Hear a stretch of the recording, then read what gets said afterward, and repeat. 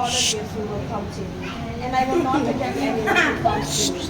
Diyan ka lang. I will come down from heaven, not to do my own will, but the will of the one who sent me. And this is the will of the one who sent me, that I should not lose anything of what he gave me, but I should raise it on the last day.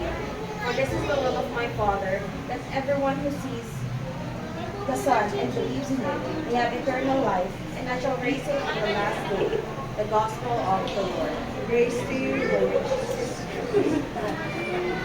Let us in faith call on God, the Almighty Father, who raised Christ his Son from the dead, as we pray for the salvation of the living and the dead.